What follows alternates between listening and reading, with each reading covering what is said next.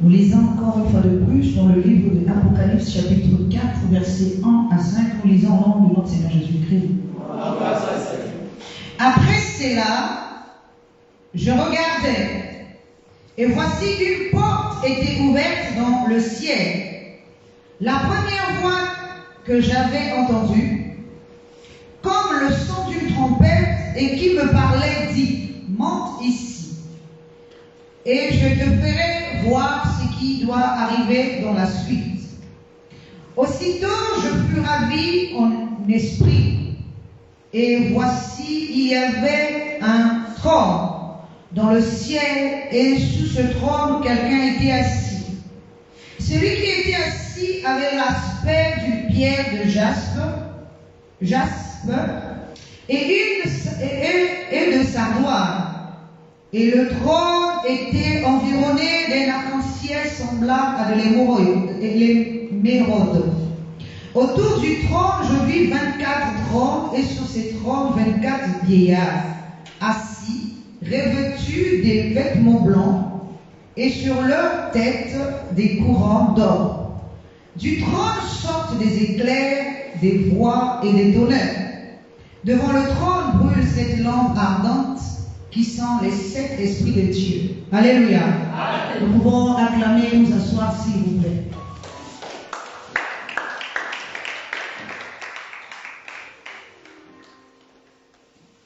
Alors, comme vous le savez, notre thème de cette année est la grâce tirée de Luc chapitre 1, verset 25.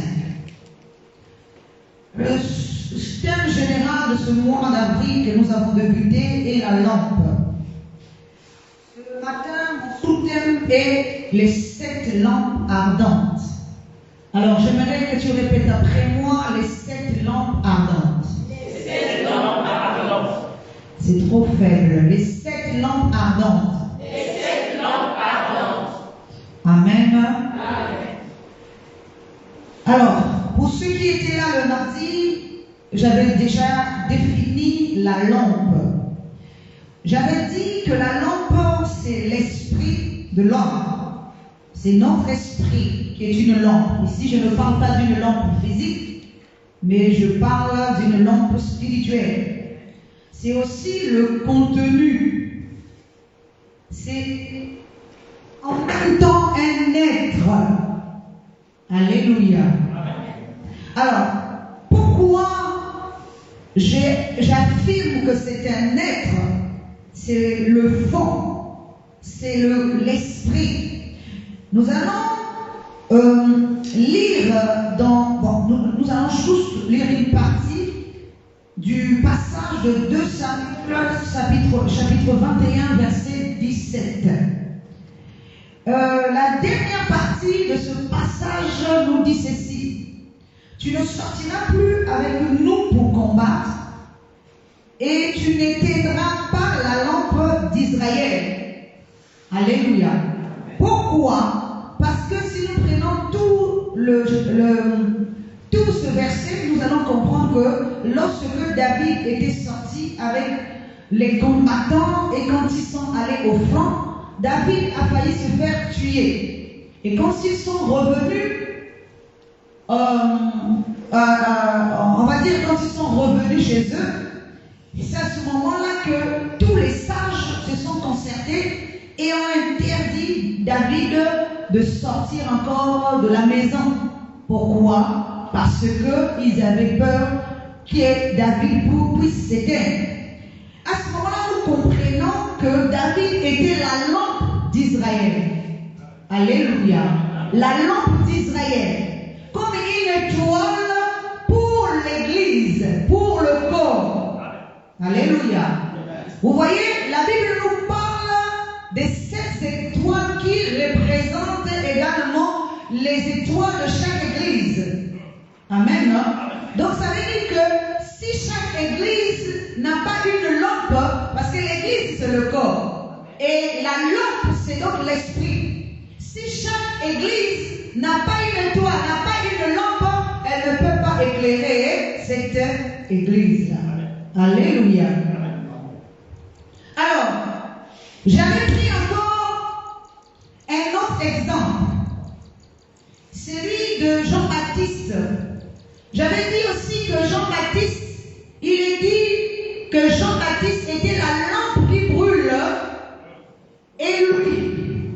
vous avez voulu vous réjouir 1 heure dans sa présence.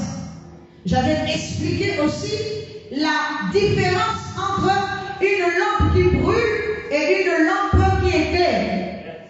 Alléluia. J'ai dit que la lampe qui éclaire, c'est la lampe qui éclaire l'esprit. Amen. Ça veut dire à l'intérieur, elle éclaire notre esprit, mais elle ne brûle pas notre esprit. Alors que la lampe qui brûle, c'est quand la lampe qui brûle détruit en fait son corps. Parce que le mot brûler, ça veut dire quoi? On est en train de consumer ce qui le corps là. J'avais pris aussi l'exemple d'une mèche de lampe luciole. J'avais dit aussi, lorsque nous allumons une lampe luciole, il y a une mèche. Amen. Cette mèche-là, non seulement s'allume pour éclairer la maison, mais se brûle aussi parce que la mèche, la flamme, consume la mèche. Alléluia.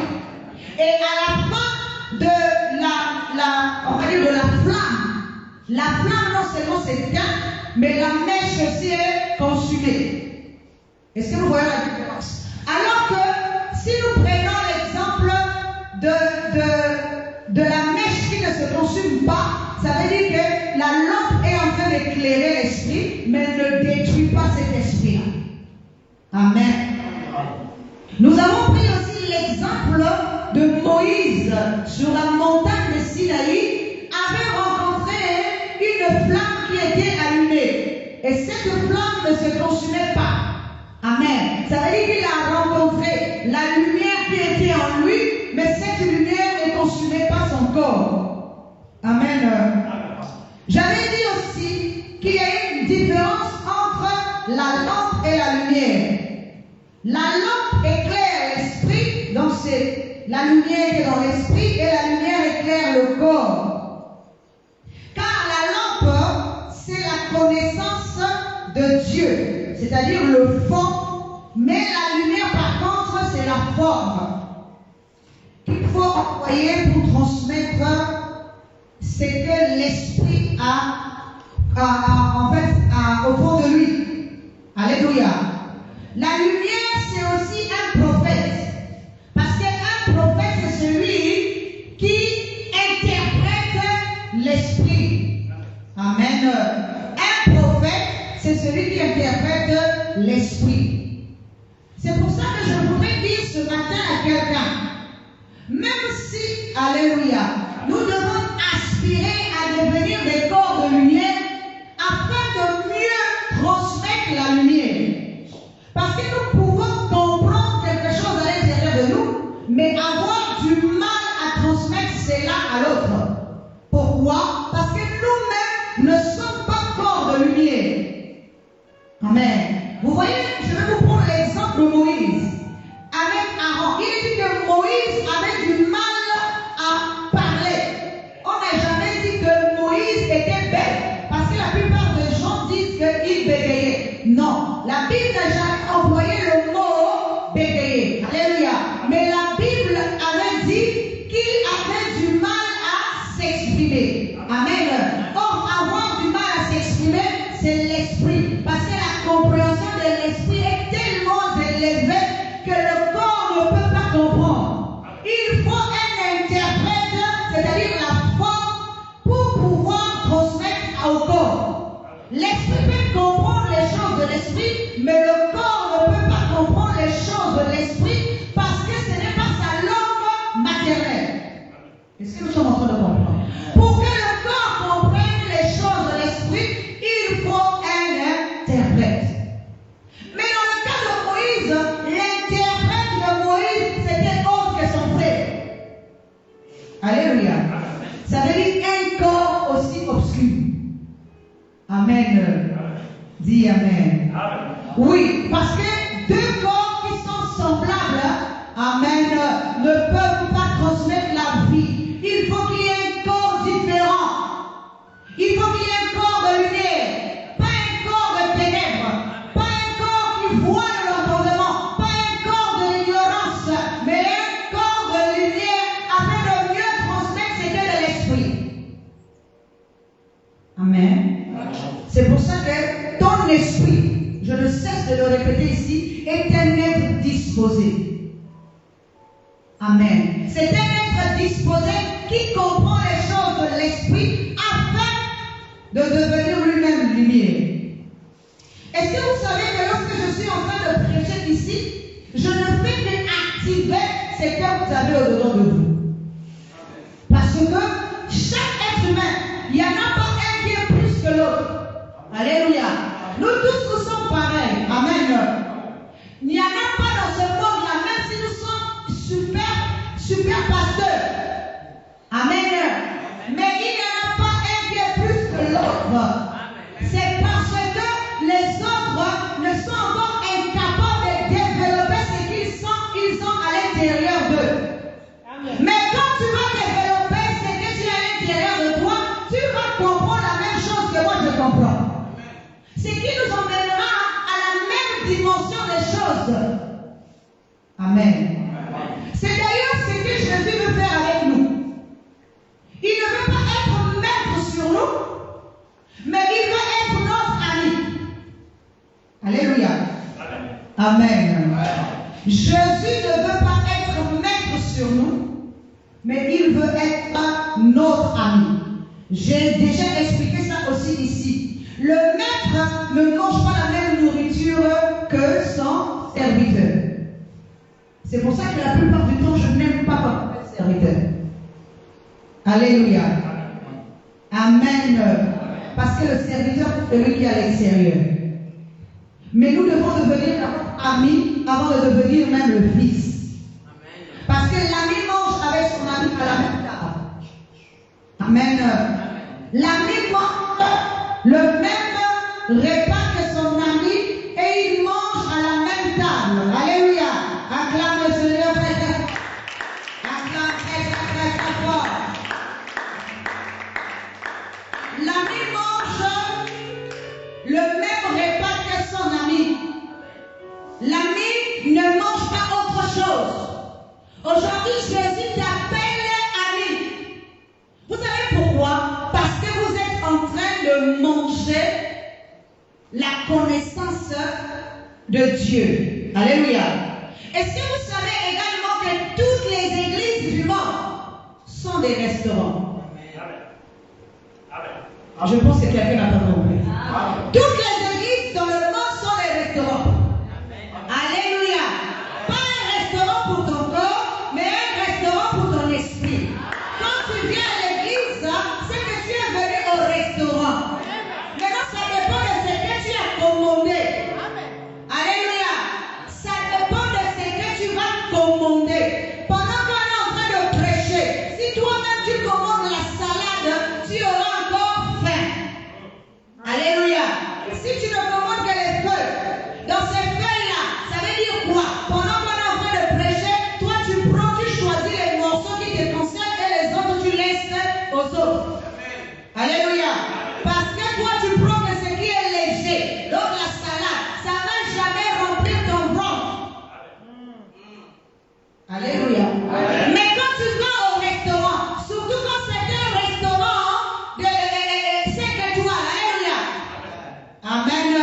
Là tu choisis, vous voyez, dans le restaurant 5 étoiles, on ne mange pas n'importe quoi là-bas. On ne mange pas le sac à sac qu'on remplit dans une assiette. Si tu veux manger gros, alléluia, tu vas aller dans un restaurant de tout le monde. Mais si tu veux manger raffiné, à ce moment-là, tu vas dans un restaurant qui coûte cher, alléluia, mais qui te donne peu, mais qui est nécessaire pour toi. Est-ce que nous voyons la différence? Maintenant, je vais t'expliquer encore quelque chose. Dans le restaurant, alléluia, dans le restaurant de Dieu, nous ne mangeons pas n'importe quoi. Nous mangeons un agneau. Alléluia. Je voudrais encore te répéter. Quand tu vas au restaurant, tu dois manger un agneau. Amen. L'agneau que tu manges, ce n'est pas un agneau physique, mais cet agneau est représenté par le Seigneur Jésus-Christ. Et cet agneau-là, c'est un agneau qui se mange dans son entièreté.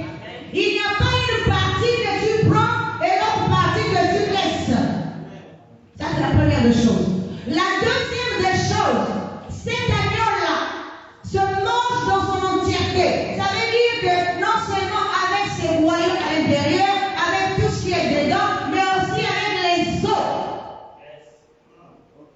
Alléluia. Ça veut dire quoi? Si tu n'as pas des dents solides, tu ne peux pas broyer les autres. Parce que cet agneau-là, il n'y a rien qui est mis à part. Tu ne laisses pas les autres. Prenons un exemple, je vais prendre un exemple d'un poulet. Amen. Si tu n'as pas les dents solides, tu ne vas pas manger le poulet avec ses os. C'est pas ça? Amen. Donc nous avons besoin d'un esprit qui a des dents solides pour pouvoir arracher, pour pouvoir briser, pour pouvoir marcher. Alléluia. C'est de ça que nous avons besoin. Nous avons besoin que ton esprit soit aiguisé. C'est la parole qui aiguise, la parole qui aiguise ton esprit. Amen. Alors, je voudrais maintenant vous parler de 7 lampes de ce matin. Les 7 lampes qui brûlent, qui sont les 7 esprits de Dieu. Je n'ai pas, en fait, j'ai pris du premier verset jusqu'au 5e, mais je ne vais pas expliquer tout le reste parce que j'avais déjà expliqué ça lors d'un enseignement ici. Amen. Mais il y a une partie qui m'intéresse, c'est pour ça que j'ai pris tout le passage en fait pour que vous puissiez comprendre. Il est dit que Dieu, que Jean a vu un trône dans le ciel, ce sont les choses qui arriveront dans le futur.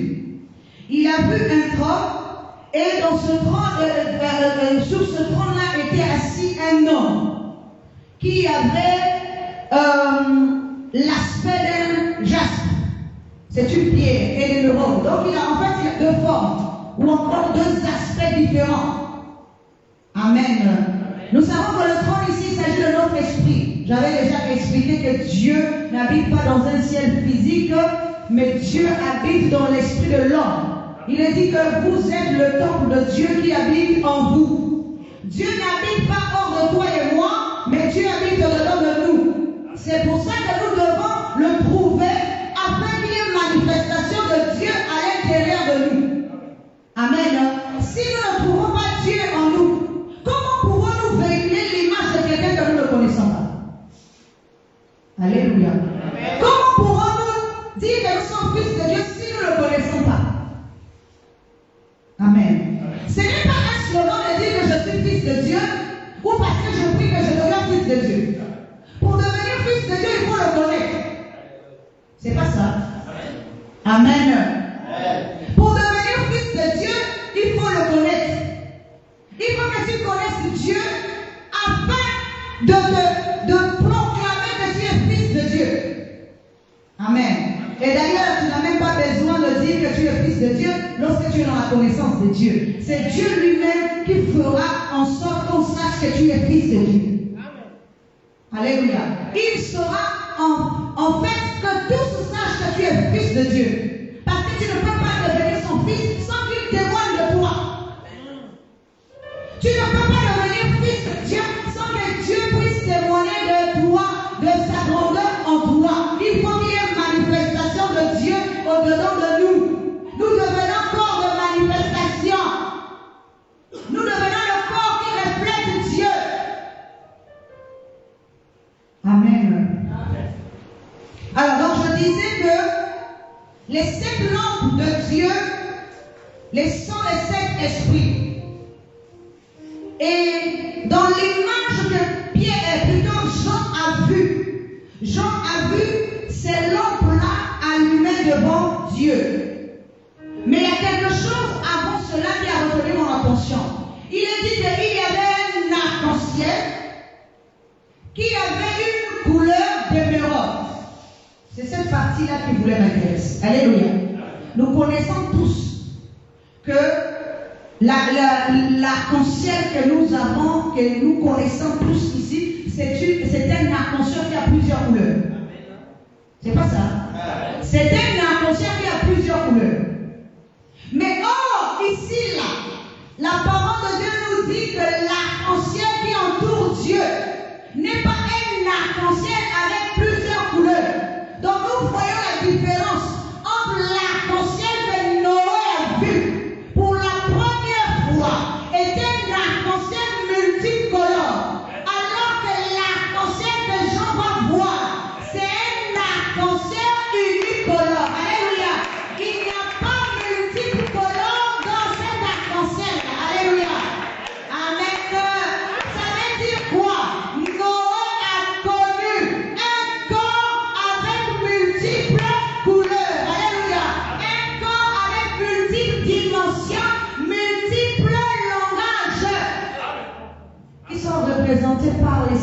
Saint-Esprit de Dieu. Amen. Amen. Alors, ça pourquoi multicolore? Parce que chaque couleur s'est définie lui-même, elle-même. Chaque couleur est une entité. Chaque couleur représente son propre corps et son enseignement. Amen. C'est pour ça que je vous ai déjà dit ici que la couleur de multicolore de Joseph est un corps dispersé. Alléluia. Je vais encore répéter ça autrement. Pourquoi je parle de disperser? C'est parce que la dispersion ici représente l'individualisme. Dis Amen. La dispersion ici représente l'individualisme. Ça veut dire quoi? Nous sommes dans un corps, mais chacun parle de lui-même, de son propre chef. Alléluia. Mais un corps ne peut pas avoir plusieurs langues. Amen. Un corps doit avoir une seule langue. Merci. Il y a 7 esprits, mais il ne peut pas s'agir de plusieurs langues, que chaque esprit parle sa propre langue. Non. Alléluia. Si chaque esprit parle sa propre langue, c'est que chaque esprit est une couleur différente de l'autre. Amen. C'est ce que nous sommes aujourd'hui. L'église de Dieu aujourd'hui là est une tunique avec plusieurs couleurs. Chacun de nous parle sa propre langue. Nous sommes un corps divisé, un corps dispersé.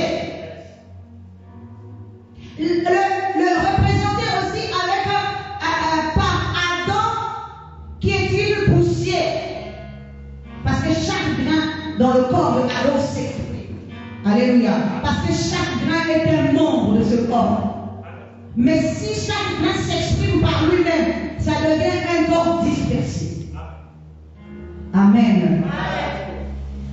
Alors, je vais parler aussi de l'individualisme et du collectivisme. Alléluia. Parce que c'est 2 formes de la divinité. Le collectivisme et l'individualisme. Quand Dieu, pour ceux qui étaient là, je crois jeudi, j'avais commencé à parler de ça. Quand Dieu a créé le monde, et quand il a créé l'homme, il a créé l'homme dans le collectivisme. Il n'a pas créé l'homme dans l'individualisme. Alléluia. Au commencement, lorsqu'il a créé l'homme, il a dit, faisons l'homme à notre image, selon notre ressemblance. Donc Dieu était un nous, un être pluriel. Amen. Il n'était pas un être individuel, mais il était un être collectif. Et c'est pour ça que jusqu'aujourd'hui, comme nous n'avons pas cette notion du collectivisme, nous sommes des êtres individuels. C'est pour ça que nous n'avons pas dans notre pensée la notion de unir ce corps-là. Mais nous avons la notion de toujours séparer le corps de Christ au lieu de le unir. Amen. Alléluia. Pourquoi? Tout commence lorsque Dieu va rencontrer Moïse.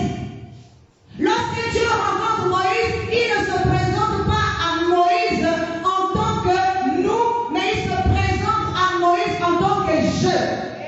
Alléluia. C'est là qu'il va dire à Moïse, je suis celui qui suis. Quand Moïse lui pose la question, mais comment vais-je te présenter au peuple? Il dit, va, tu vas leur dire que je suis celui qui suis. Donc il est passé du pluriel au singulier. Alléluia. Donc Moïse n'a jamais connu Dieu au pluriel, mais Moïse a connu Dieu au singulier. C'est pour ça lorsqu'il transmet ce Dieu-là, il ne le transmet pas en collectivité ou en collectif, mais il le transmet en individu. Est-ce que nous comprenons la différence?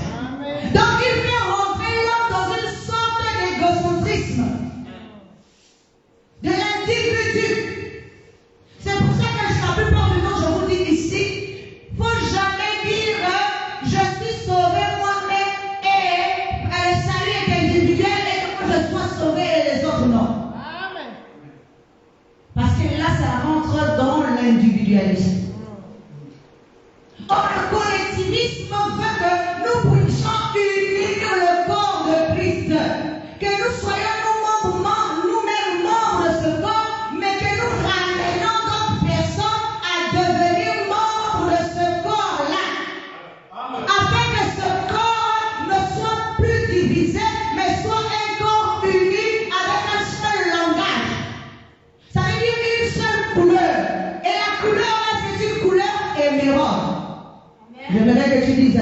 la couleur émeraude. Alléluia. C'est une couleur émeraude. Amen. Vous savez c'est quoi l'émeraude? C'est une couleur verte. Amen. Une couleur verte, un peu vert, pas vert bouteille, non. C'est comme une bouteille mais plus claire. Alléluia. Et c'est une jolie couleur. Amen. Acclame encore le Seigneur.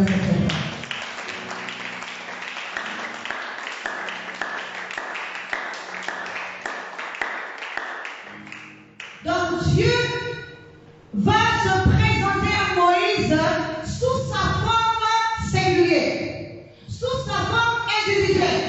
Il ne va plus se présenter à l'homme comme un pluriel ou encore un système collectif, mais un système individuel. C'est juste qu'aujourd'hui, ce système, c'est ça qui est en train de régler. Alléluia. C'est ce système-là qui règne dans notre pensée, dans notre corps, dans notre âme, dans notre esprit, dans le monde entier. Amen. Si nous voyons même le soi-disant corps de Christ aujourd'hui, chacun a sa pensée, chacun parle un langage. Nous ne parlons pas tous le même langage parce que nous sommes encore dans l'individualisme. Nous n'avons pas encore atteint le collectivisme. Et tant que nous serons dans l'individualisme, le collectivisme ne peut pas se passer. Même si nous prenons cela, nous disons, nous sommes le corps de Christ, nous devons nous rassembler. Mais nous allons nous rassembler comment? Nous devons d'abord enlever, rayer l'individualisme dans notre esprit. Nous devons commencer par là. Alléluia. Tu ne t'appartiens pas à toi-même, tu t'appartiens à un corps. Tu appartiens à un corps. Tu n'es pas un individu, mais tu es un collectif. Alléluia. Tu es un groupe de gens. Tu es un corps. Amen. C'est comme une équipe de foot. Si l'individu dans cette équipe se voit tout seul, il ne pourra jamais marquer le but. Mais s'il se voit comme un groupe, comme une équipe, ils vont pouvoir gagner. Alléluia. Ils vont pouvoir passer à un moment donné, il faut que tu donnes la passe à l'autre. L'autre aussi donnera la passe à un autre. Et ainsi de suite pour que nous puissions marquer le but dans l'autre camp. Un individu, amen, ne peut pas vaincre Satan. Satan ne quittera jamais ce monde-là tant que nous serons un des individus. Mais il quittera le monde que quand nous serons des êtres collectifs. Quand nous deviendrons un être collectif, c'est là qu'on n'entend plus parler de nous. Je vais encore vous dire, le collectif c'est quoi? Plutôt, l'individualisme c'est quoi? Ce sont les lampes, les 7 lampes. Tu vas les connaître du plus petit au plus grand. Ça ressemble à ce qui est gradué, c'est-à-dire tu montes les échelons. Amen. Tu vas connaître du plus petit au plus grand. Amen. Donc il y a toujours une hiérarchie. Il y a toujours un chef, il y a toujours un maître. C'est pour ça que Jésus dit, je ne vous appelle plus serviteur. Parce que Jésus, à ce moment-là, lui, il sort de l'individualisme, de ce corps et de ce système-là pour entrer dans le collectivisme. C'est dans le collectivisme que nous tous nous pouvons manger le même repas, devenir nous tous le même ami. C'est pas ça. C'est pour ça que Jésus dit, Père, fais qu'il soit un avec moi, comme moi je suis un avec toi. Alléluia. Fais qu'il soit un avec moi, comme moi je suis un avec toi. Pour que nous devenions un, il faut que nous ayons le même entendement, la même compréhension des choses. Si nous n'avons pas la même compréhension des choses, nous ne pouvons pas devenir un. Et il dit, comme moi je suis un avec toi. Ça veut dire qu'ils sont un seul corps. Pour devenir le corps divin, nous devons d'abord devenir le corps de Jésus. Amen. Si nous devenons entrer dans le corps de Jésus, à ce moment-là, nous pouvons rentrer dans le corps de la divinité. Dieu est au-dedans de nous, Jésus aussi est au-dedans de nous. Alléluia. Jésus n'est pas hors de nous. Jésus n'est pas hors de nous. Mais Jésus est hors de chacun de nous. Acclame le Seigneur très très fort.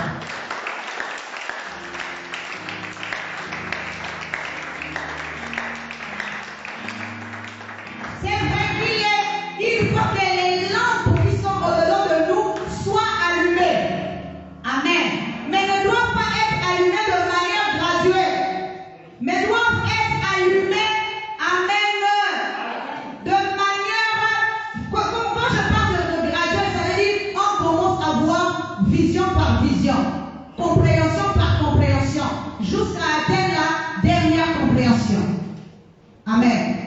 Je vais vous donner un exemple pour que vous puissiez comprendre. Il nous est dit dans la parole de Dieu que Moïse avait fui l'Égypte. Il s'est retrouvé dans le désert. Et dans le désert, là-bas, il est parti dans un puits, à côté d'un puits, et il a rencontré 7. Alléluia.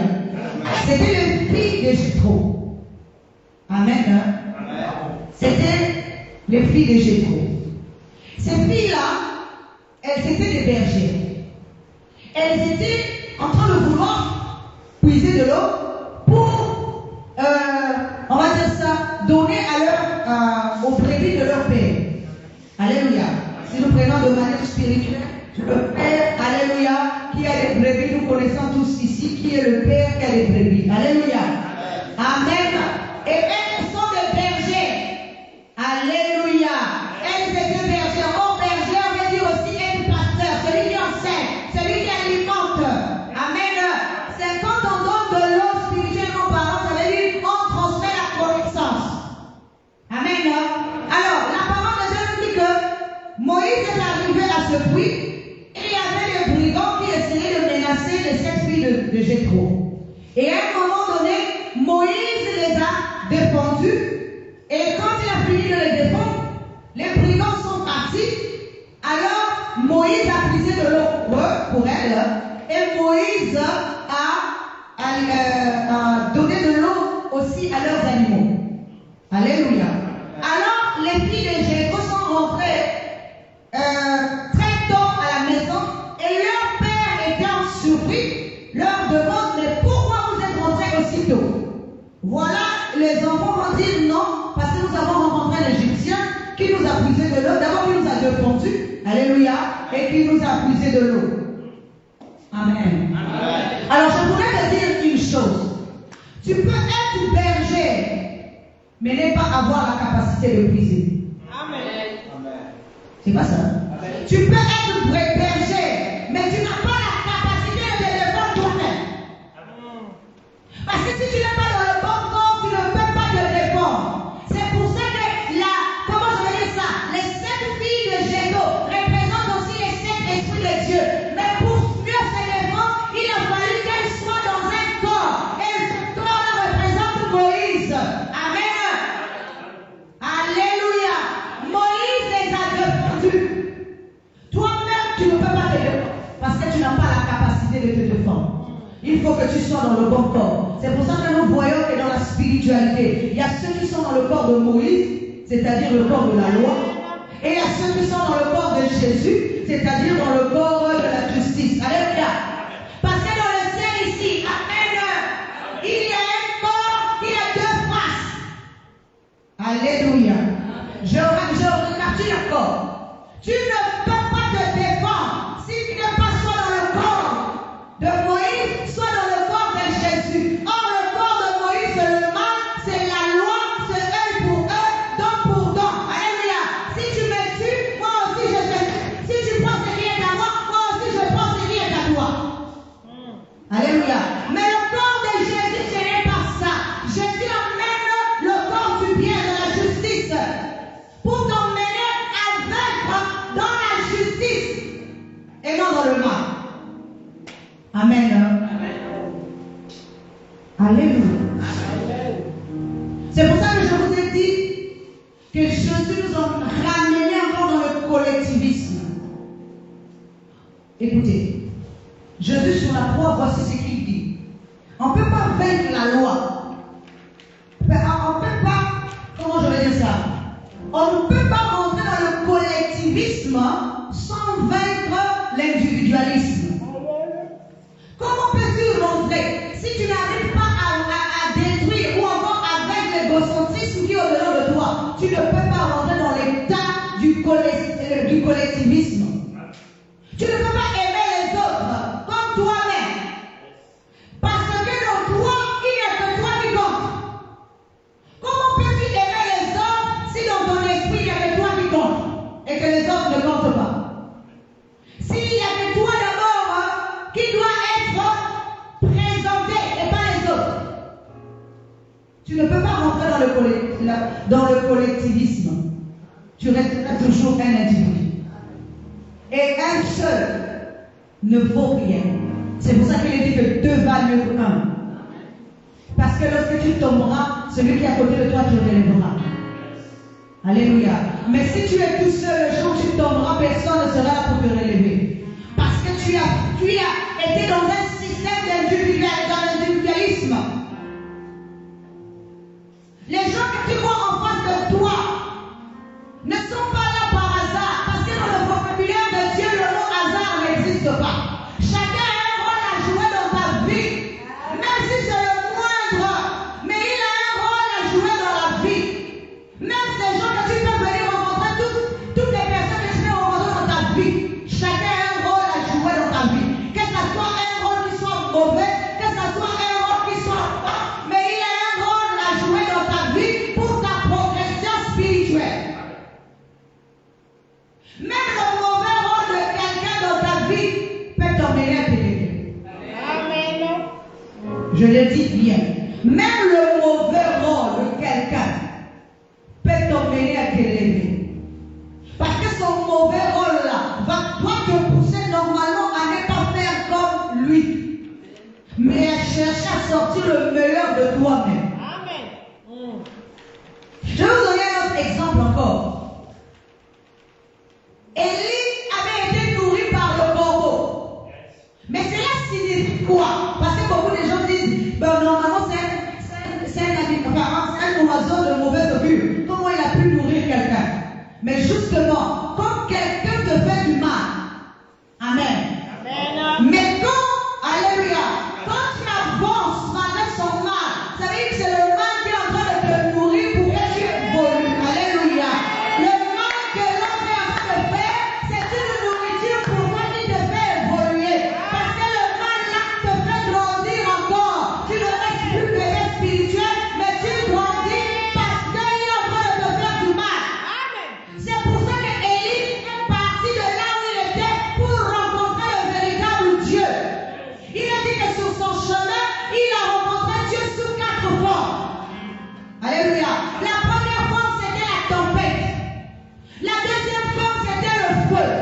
La troisième forme, c'était le tremblement de terre. Il a dit que selon chaque forme, Dieu n'était pas là. Ça veut dire que Dieu, amen, peut se manifester sous plusieurs formes. Mais tu dois comprendre quelle est la forme véritable. Amen. Et il a dit que la quatrième forme de Dieu, c'était un murmure doux. Et il n'a pas entré cette forme-là dehors, mais dans une grotte. Il a fallu que Élie atteigne la profondeur. Il a fallu que Élie rentre dans la grotte. Ne soit pas un être extérieur, mais devienne un être de l'intérieur.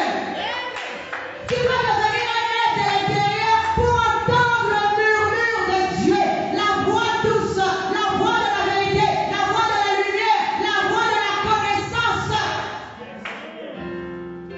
Amen. Pour revenir à Jésus, je dis qu'on ne peut pas vaincre l'individuel, plutôt rentrer dans le collectivisme sans vaincre l'individualisme. Jésus a vaincu la loi. Sur la croix, voici ce qu'il dit. Père, tout est accompli. Alléluia. Vous savez pourquoi tout est accompli? Parce qu'il venait d'accomplir toute la loi de Moïse. Alléluia. Il venait de sortir dans l'état de l'individualisme pour entrer dans l'état du collectivisme. C'est-à-dire d'un corps uni. Alléluia. Il dit, écoutez bien. Pourquoi je confirme, j'affirme cela? Parce qu'avant de partir, il ajoute, Père, pardonne-leur, car ils ne savent pas ce qu'ils font. Alléluia. Parce que si ce corps-là n'est pas pardonné, ce corps-là ne peut pas rentrer et devenir un avec Jésus. Il faut que ce corps soit pardonné afin que tu deviennes un. Je vais prendre encore une autre forme. La Bible dit qu'au moment où on crucifie Jésus se retrouve au milieu de 2 brigands. Nous savons qui sont ces brigands-là. C'est Moïse et Élie. Alléluia. Il y en a un qui doit rester et il y en a un qui doit s'élever. Parce que l'un représente le bien, l'autre représente le mal. Alléluia. Alléluia. Alors, il est venu pour prendre celui qui prend le corps du bien. Il n'est pas venu prendre le corps du mal. Parce que le corps du mal, c'est le fils de l'étranger. Mais le corps du bien, c'est le fils de l'épouse. Alléluia. Le fils du bien, c'est le corps de l'épouse. Donc le fils de la femme, de l'épouse. Pourquoi il est venu le chercher? C'est justement pour qu'il ne soit pas un individu. Alléluia. J'aimerais que tu dises, Père, fais de moi celui qui sauve les autres. Fais de moi celui qui sauve les autres. Fais de moi celui qui sauve les autres. Oui, parce que tu as le devoir envers ton frère. Tu as un devoir envers ton frère. Ne sois pas comme Caïn, à qui on a posé la question, où est ton frère? Et lui, il va répondre, suis-je le gardien de mon frère? Oui. Alléluia. Tu es le gardien de ton frère. Tu es le gardien de ta soeur. On te demandera les comptes un jour. Tu avais un frère à côté de toi. Tu avais un frère. Il est passé où? Tu es le gardien de ton frère. Ne sois pas comme Caïn. Caïn représente la mort qui tue son frère. Il incarne la mort. Il incarne cette lampe qui brûle, qui détruit son propre corps, représenté par son frère Abel. Alléluia. Et il dit, en plus, regardez même cette histoire-là. Il est culotté de répondre à Dieu. Alléluia. Suis-je le gardien de mon frère? Toi et moi, là, est-ce qu'on peut même répondre comme ça à Dieu? Si Dieu nous parle là maintenant, toi et moi, nous allons trembler. Donc, vous voyez bien que ce n'est pas physique. Qui de nous, là où nous sommes ici, même si nous sommes insolents, je ne sais pas comment, tu peux répondre à Dieu comme ça. Suis-je le gardien de mon frère? Oh, alléluia. Amen. Dis Amen. Acclame le Seigneur très très très fort. Je voudrais dire à quelqu'un, si tu ne le sais pas, tu es le gardien de ton frère. Et dans le corps de Christ, il y a tout le monde son frère dans ce corps-là. Amen. Je veux encore revenir à Séphora. Vous savez pourquoi le père de Séphora a donné à Moïse Séphora? Parce que Séphora incarne la plus haute compréhension. Alléluia. Le plus haut niveau. Alléluia. Parce qu'il a défendu ses enfants, ses filles, qui sont représentées par 7 filles, 7 lampes, 7 étoiles. C'est eux qui sont aussi les 7 esprits qui sont dans chaque église. Parce que chaque église a une étoile. C'est pas moi qui l'ai écrit, c'est écrit dans l'Apocalypse. Alléluia. Et il est dit que chaque étoile représente aussi un ange de chaque église. Et donc ça veut dire que ces étoiles-là sont des bergères pour ce corps-là. Alléluia. Ça veut dire que sont ces étoiles sont des pôles, c'est-à-dire ceux qui conduisent. Nous devons maintenant sortir du système de l'individu au système de collectif. Pourquoi? Je reviens encore à souligner ça. Parce que lorsque nous sommes dans l'individu, nous montons en grade, comme j'ai dit. Nous sommes au cercle. Alléluia. Dis Amen. Amen. Si nous prenons, comment je vais dire ça, cette forme-là, ça veut dire qu'il y a quelqu'un qui devient maître, il y a quelqu'un qui est une toile, qui enseigne les autres. Comme moi là où je suis en train de vous enseigner. Est-ce que vous avez dit que ce système spirituellement n'est pas bon? Alléluia. Je répète encore, ce système spirituellement n'est pas bon. Parce que nous devons arriver un jour au système où plus personne n'enseignera son prochain de connaître Dieu. Car tous les connaîtront du plus petit au plus grand. Il n'y aura plus d'enseignant, il n'y aura plus de maître, il n'y aura plus celui qui transmet. Aujourd'hui, nous sommes dans le système. Justement, ce système individualiste nous permet qu'une personne se mette à la tête et prêche les autres. Amen. Alléluia. C'est ça le système individualisme. Mais le système collectif, c'est pour ça que même lorsque Jésus est en train de partir, il va s'asseoir pour manger avec ses disciples. Amen. Il va transmettre son corps. Prenez ceci est mon corps que je donne pour vous. Buvez ceci est mon sang que je donne pour vous. Il leur transmet ce corps afin que chacun soit membre de ce corps. Amen. Afin que chacun fonctionne selon le fonctionnement de ce corps. Ce n'est pas la même chose le fonctionnement du corps de Christ et le fonctionnement du corps de Moïse. Ce n'est pas la même chose. Alléluia. Mais c'est toujours un fonctionnement. Amen. Alors toi, tu veux fonctionner selon qui? Est-ce que tu veux fonctionner selon l'homme ou tu veux fonctionner selon l'esprit? Parce que le fonctionnement de l'homme est différent du fonctionnement de l'esprit. Alléluia. Lorsque nous avons une vision extérieure, nous fonctionnons selon l'homme extérieur. Lorsque nous avons une vision intérieure, nous fonctionnons selon l'homme intérieur. Amen. Amen. C'est pour ça que c'est comme si lorsque Moïse épouse Séphora, et d'ailleurs, Séphora, comme je dis, incarne une conscience plus élevée. C'est pour ça que lorsque Dieu vient combattre Moïse, c'est Séphora qui saura comment défendre Moïse. Alléluia. Il est dit encore que Dieu envoie Moïse en mission. Moïse va pour sauver le peuple d'Israël.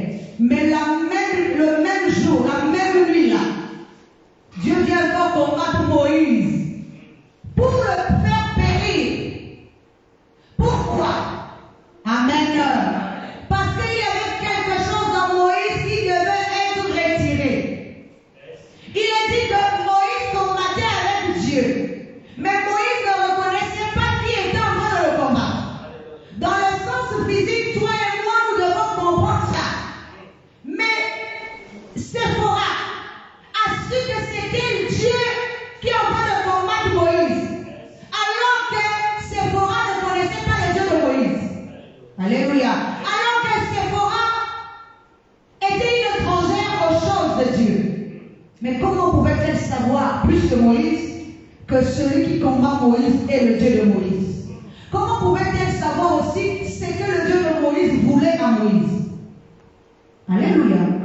Parce que ce n'est pas Dieu qui a dit à Séphora que voici ce que je veux, ou bien encore voici qui je suis. Non. Alléluia.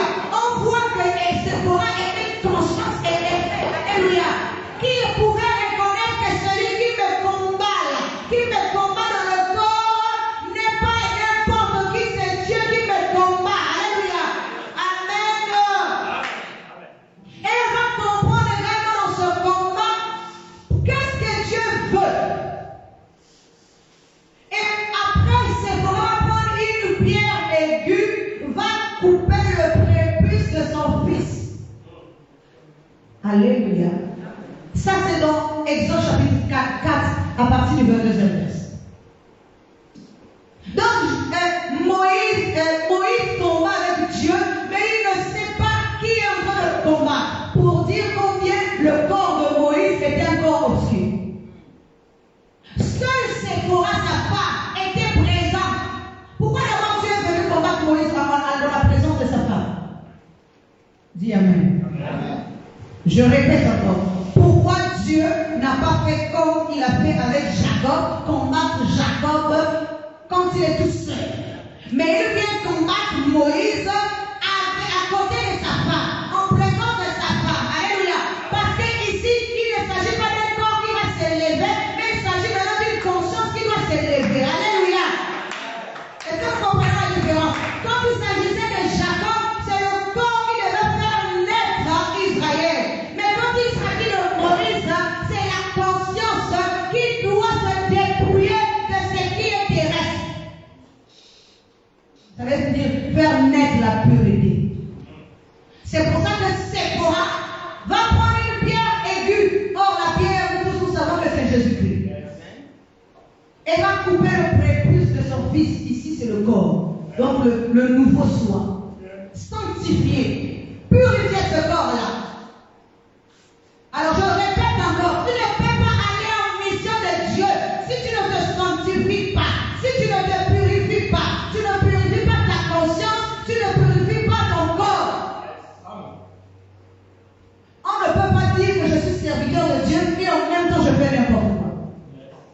serviteur de Dieu, tu es serviteur de Satan.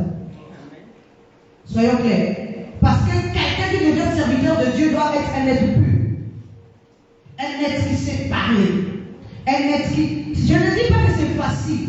Parce que beaucoup de gens peuvent se dire que donc du jour au lendemain, comme ça, quelqu'un va changer. Non. Mais quelqu'un change au fil de temps, au fur et à mesure que j'avance.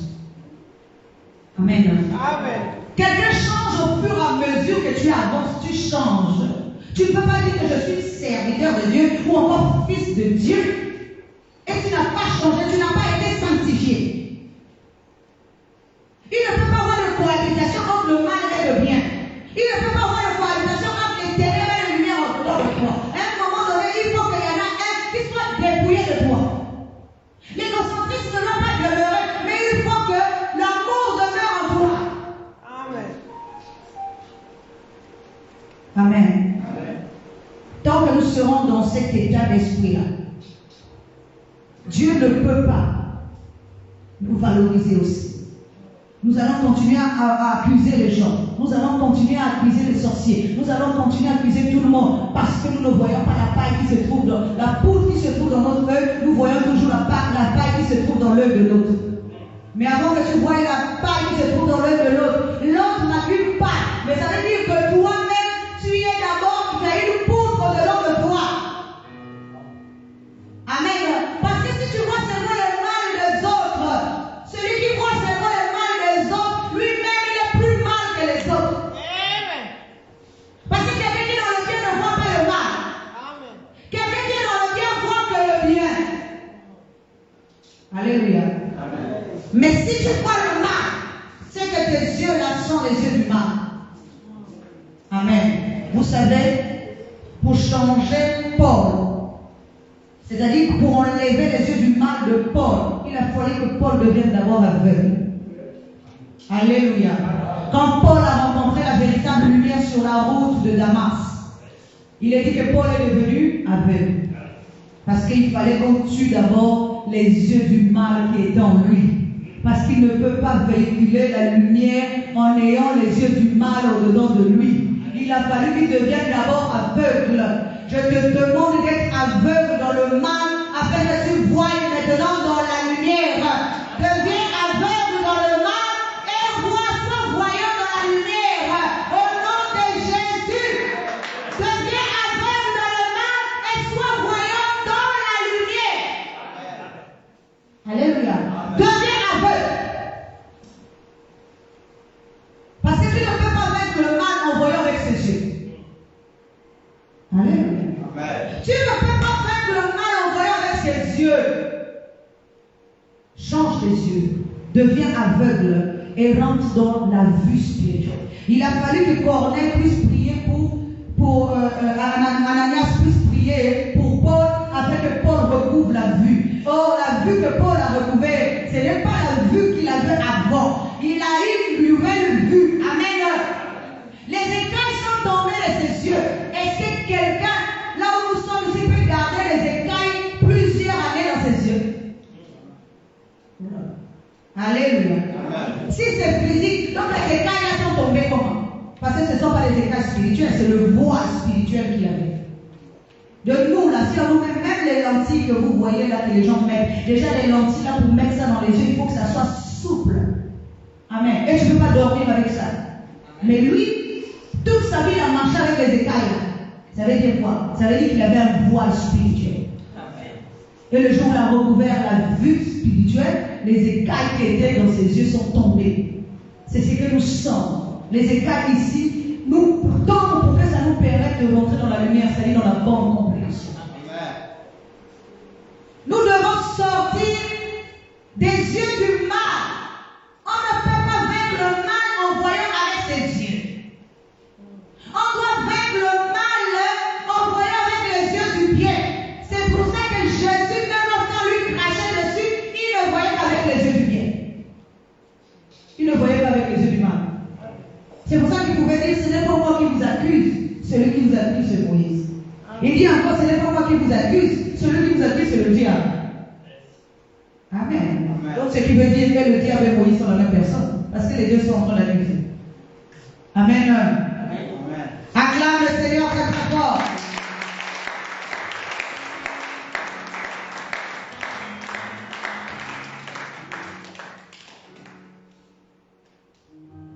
Alors, je voudrais que quelqu'un puisse nous lire un passage, Zacharie chapitre 4, verset 2. Pour que nous voyions la différence entre le collectivisme et l'individualisme.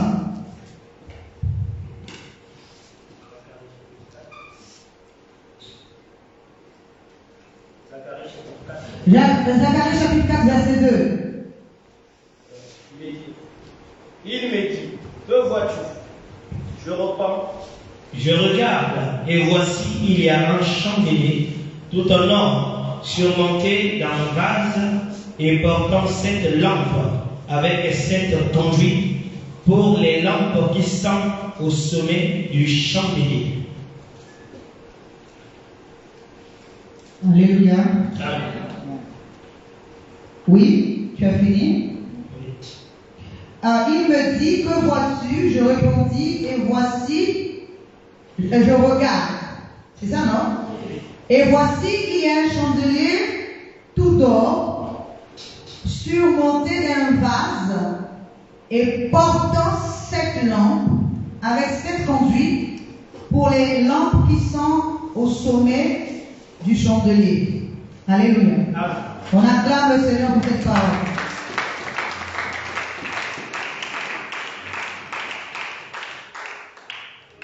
Alléluia. Bon, écoutez, ce passage m'a même fait rire quand j'ai lu ça. Il a dit, que vois-tu? Et voici Zacharie qui répond, je regarde. Donc avant, il ne regardait pas. C'est quand on lui a posé la question, que vois-tu? Alléluia. Parce que nous pouvons être là et ne pas voir. Parce qu'elle voit, ici il s'agit de voir dans l'esprit. Alléluia. Quand je dis que vois-tu, je parle à ton esprit. Alléluia. Pendant que je suis en train de parler ici, des fois dans ta tête, tu ne vois pas l'image qu'on veut te présenter. Alléluia. Alors en fait, je vais te présenter une image, mais toi tu es en train de voir une autre image. Pourquoi? Parce que toute sa compréhension est encore dans l'homme extérieur. Alors tu ramènes ce que je suis en train de t'expliquer vers l'homme extérieur, au lieu de le ramener vers l'homme intérieur, afin que tu vois l'image qu'on veut te présenter. Alléluia. Donc tu ne vois pas. Tu vois avec les yeux physiques, mais tu ne vois pas avec les yeux de l'esprit. Que vois-tu? Amen. Alors, on dit, que vois-tu? Il dit, je regarde. Donc là maintenant, lorsqu'on lui pose la question, il cherche maintenant à bien voir. Je regarde. Voici. Voilà, il répond. Voici, je vois. Il dit, voici, il y a un chandelier. Tout l'or. Et ce chandelier-là, au sommet du chandelier, il y a un vase. En représentant, maintenant je vais vous montrer. Je veux que vous puissiez voir. Dis à ton ami, je veux voir. Alléluia. Je veux voir. Dis à ton ami, dis à celui qui est à toi, je veux voir. Alors je voudrais que vous puissiez voir l'image dans votre esprit. Alléluia. Donc, c'est pas tout le monde qui a déjà vu un chandelier à cette lampe. Ok. Ça veut dire quoi? Vous voyez, c'est comme une branche qui a des pieds, et après ça vient, ça se sépare comme ça. Un côté ici, là, on se retrouve avec, par exemple, 3 branches. De ce côté-ci, on se retrouve encore avec 3 branches. Mais tout au milieu, il y a encore une autre branche. C'est ça, non? Au milieu, il y a encore une autre branche. Et le chandelier en question a un pied. Donc il y a un pied, il y a 3 branches de chaque côté, et au milieu, la plupart du temps, la branche du milieu dépasse les autres branches. C'est pas ça? Bon, maintenant, je voudrais que vous puissiez voir cette image-là. Bon, pour que vous voyez.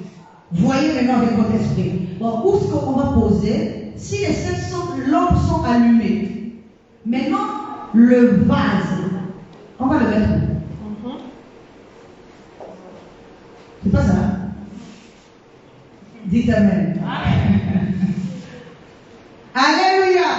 Acclame le Seigneur très très fort.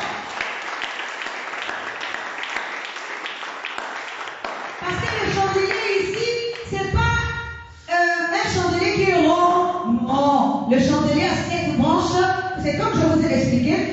une tige, si vous voulez, avec des pieds, un pied, et c'est remonté avec une tige, et après ça se sépare comme ça. Il y a 7 branches, c'est-à-dire 3 d'un côté et 3 de l'autre côté, et au milieu il y a la tige. Mais on nous dit qu'au sommet, donc au sommet de ce chandelier-là, il y a encore un vase. Vous savez, je vais vous dire quelque chose. Pourquoi la plupart des gens, comment je vais dire ça, ont du mal à expliquer ces choses-là? Parce qu'on ne peut pas les voir physiquement. C'est pour ça que la plupart du temps, lorsque nous prêchons beaucoup de choses qui sont simples à expliquer. Que ceux-là qui sont, ou celles-là qui sont difficiles à expliquer. Parce que comment tu vas expliquer un chandelier qui a au sommet, alléluia, qui a au sommet un vase? Amen. Parce qu'en réalité, lui-même le chandelier, c'est déjà un corps. C'est ça, non? Ce corps a cet esprit. Lui-même, dans ce corps-là, a cet esprit. Mais il est dit encore qu'il est remonté encore avec un autre vase au-dessus du chandelier, au sommet du chandelier. Mais si les 7 lampes sont allumées, comment il peut avoir encore un vase au-dessus? Amen.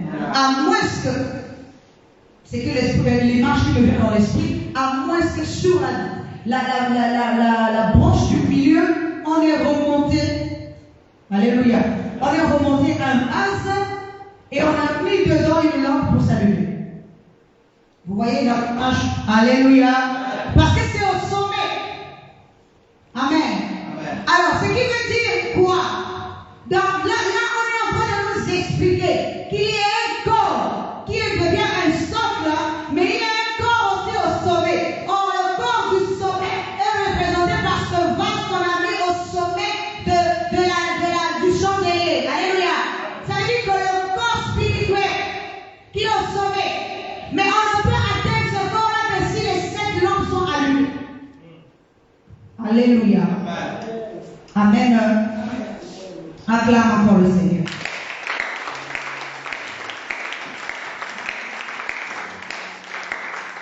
Alors, pour finir, je voudrais vous expliquer une chose. Vous voyez, quand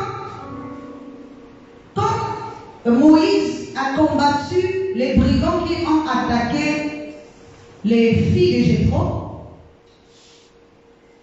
dans Exode chapitre 2, à partir du 16e verset, vous pouvez aller lire à la maison.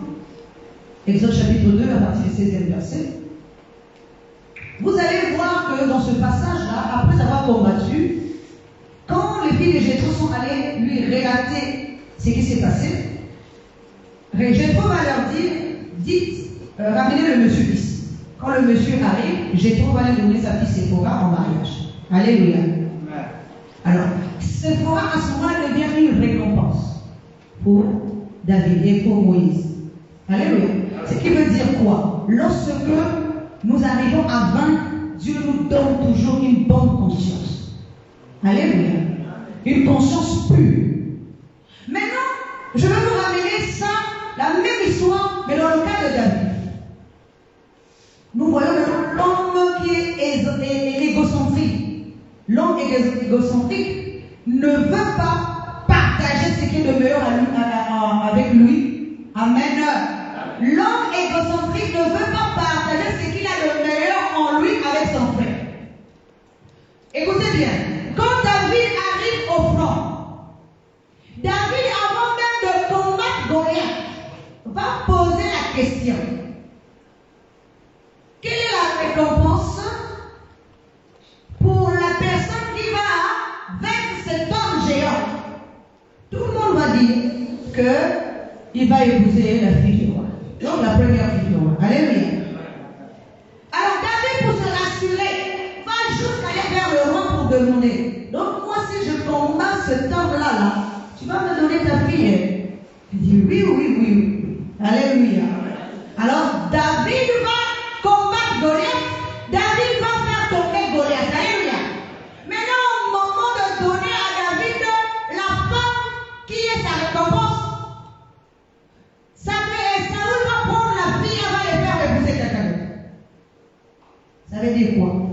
de donner l'homme égocentrique, l'homme que nous sommes, Saoul représente l'homme terrestre. Au lieu de donner à l'homme qui va vaincre, au nouveau homme le meilleur, il va lui donner la seconde, la cadette. Alléluia. Amen. Mais lorsque nous sommes avec Dieu, Dieu nous donne ce qui est le meilleur. C'est pour ça qu'il dit, vous êtes comme vous êtes là, mauvais comme vous êtes. Lorsque vos enfants vous demandent du pain, est-ce que vous leur donnez un serpent? Alléluia. Vous leur donnez du pain. Mais pourquoi vous voulez que moi je puisse vous donner un serpent? Or, le serpent, c'est la mauvaise connaissance. Le serpent, c'est l'homme terrestre. Le serpent, c'est la nature terrestre. Il dit, si vous me demandez du pain, je vais vous donner du pain. Mais si vous demandez un serpent, on va vous donner un serpent. Alléluia. Si vous voulez partager dans le mal, vous allez recevoir de le mal, vous aurez de le corps du mal. Mais si vous demandez un pain, alléluia, ça veut dire un corps. C'est pour ça que Jésus dit, je suis le pain de vie qui est venu jusqu'à vous. Vous demandez le pain, c'est-à-dire le corps spirituel. Dieu va nous donner un corps spirituel. Il ne va pas nous donner un serpent. C'est-à-dire la nature terrestre. Alléluia. Je voudrais encore ajouter quelque chose. Je crois qu'il y a un passage si je ne me trompe pas, on va lire ça rapidement. Quelqu'un peut me lire ça rapidement parce que je suis en train de clôturer. Ézéchiel chapitre 11. Est-ce que quelqu'un peut trouver Ézéchiel chapitre 11 rapidement? Ézéchiel chapitre 11, premier verset. L'esprit. Non, Ecclésiaste, chapitre 11.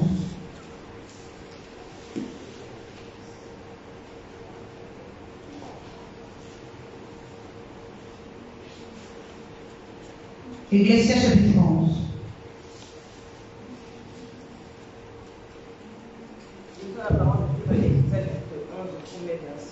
Nous rendons grâce à Dieu. Jette ton pain à la surface des eaux. Car avec le temps, tu le trouveras. Parole du Seigneur. Alléluia. J'aimerais que l'on puisse acclamer cette parole. Pour voir que ces choses sont spirituelles, il est dit dans cette parole, Ecclésiaste chapitre 11, verset 1, jette ton pain dans l'eau, avec le temps tu le retrouveras. Bon, c'est pour ça que je reviens encore. Je te demande de voir. Alléluia. J'aimerais maintenant que tu poses la question, est-ce que tu es en train de voir? Non, je n'ai pas entendu. Est-ce que tu es en train de voir? Ok, je voudrais maintenant que tu vois dans ton esprit. Prends un pain physique. Si tu mets ça dans l'eau, mets seulement le pain physique dans l'eau. Quand tu vas revenir, tu vas voir que le pain va absorber l'eau. Si c'est beaucoup d'eau, le pain là va se mietter dans l'eau. Alléluia. C'est pas ça? Donc voilà dans notre esprit. Donc le pain que tu mets seulement même au petit déjeuner là-dedans, que tu trempes dans ton lait le matin là. Quand il rentre dans le lait le matin, le pain là devient mou. Alléluia. En fait, ça se dissout, on va même dire ça. Alléluia. Mais la parole de Dieu nous dit, prends ton pain et jette-le dans l'eau. Après, tu viendras le récupérer. Voilà dans notre esprit. Alléluia. Donc si tu prends un pain physique, tu jettes dans de l'eau physique. Est-ce que si tu reviens même une heure après, tu vas trouver ça? Alléluia. J'aimerais vous entendre. Alléluia. Un pain physique que tu jettes dans l'eau, tu reviens même 30 minutes, là tu ne vas plus retrouver ça. Parce que le pain non seulement va se mietter, mais va disparaître, va se dissoudre. Mais cette parole de Dieu nous dit, prends ton pain. Ça veut dire qu'on dit déjà quelqu'un qui a un pain. Parce que si tu n'as pas de pain, tu ne peux pas jeter un pain dans l'eau. Ça veut dire que tu ne peux pas jeter quelque chose que tu n'as pas. Pour jeter le pain dans l'eau, il faut que tu aies un pain. Ça veut dire quoi? Pour jeter le pain que tu vas jeter dans l'eau, c'est ton corps spirituel. Pourquoi tu le jettes dans l'eau? Parce qu'il doit être sanctifié. Alléluia. Dis Amen. Alors je vais te donner encore un exemple. C'est lui qui a jeté son pain dans l'eau. C'est Dieu. Alléluia. Il a jeté Jésus dans l'eau. Et quand Jésus est ressorti de l'eau, il n'était plus le même. Alléluia. Parce que lorsqu'on jette le pain dans l'eau, c'est pour transformer le pain, c'est-à-dire sanctifier le pain, rendre le pain pur. Donc l'ancien homme va rester dans l'eau, et celui qui sort de l'eau, c'est le nouveau homme. C'est pour ça qu'il a dit, jette ton pain dans l'eau, et quelque temps après, tu vas le retrouver. Ce n'est pas un pain physique, ça veut dire ton corps spirituel. C'est à toi de le jeter dans l'eau. Quand je suis en train de prêcher ici, c'est à toi de prendre ton corps et de le jeter dans l'eau de la connaissance, afin que la connaissance puisse te rendre pur, puisse te briser, puisse t'enverser, puisse te rendre sain. Afin que quand tu vas retrouver ce corps-là, que tu sois heureux. Alléluia. Parce que seul ce corps-là qui est sanctifié peut abriter les 7 esprits de Dieu. Alléluia. Quand nous allons partir du corps individuel, nous rentrerons dans le corps collectif. Alléluia. C'est pour ça que, comme Dieu, pourquoi Dieu a parlé aux 7 églises? Parce que chaque église incarne un individu. Une église individuelle. Une église qui est dans un système individuel. Il fallait que Dieu s'adresse à eux.